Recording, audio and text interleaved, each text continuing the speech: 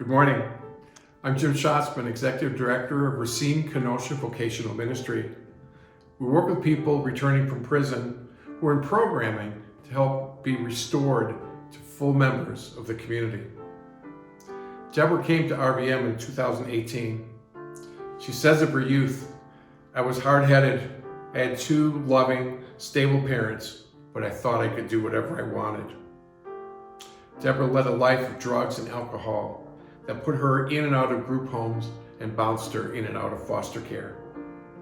She had 4 children by the age of 21, and her street life showed no signs of slowing down. By age 23, she did her first stay in prison. She had 2 more prison sentences before she decided that she had had enough. Deborah felt a call from the Lord and began to do street ministry. She would minister to anybody who would listen. She really felt alive.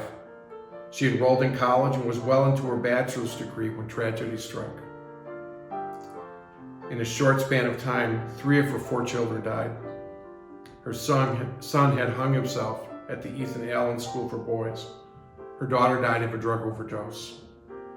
And her other daughter, suffering with full-blown AIDS, died of cervical cancer.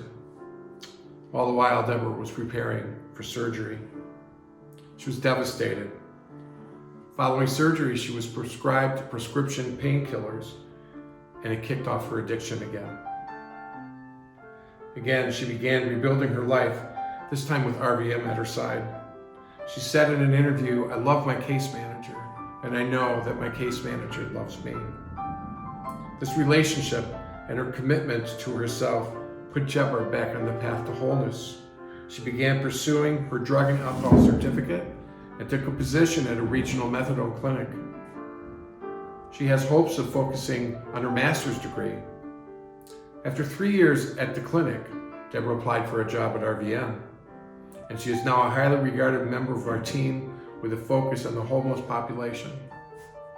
Remembering her relationships that received her at RVM, she knows how to pay that forward. Deborah said to us last week, "I'm so excited about what God is doing. I just wait on Him and do what He says." Deborah is now using her transforming life to pay it forward in her local community. In Luke 13, Jesus tells a parable. A man had a fig tree planted in his vineyard, and he came looking for fruit on it and found none. So he said to the gardener, "See here, for 3 years I have come looking for fruit on this fig tree, and I find none. Cut it down. Why should it be wasting the soil?" He replied, "Sir, let it alone for 1 more year, until I dig around it and put manure on it. And if it bears fruit next year, well and good, but if not, then you can cut it down." Someone gave Deborah 1 more year. In her new life, she is truly an asset to the community. Many thanks to OFH and all of the parishes and members who support this work through donations of time and talents. Thank you.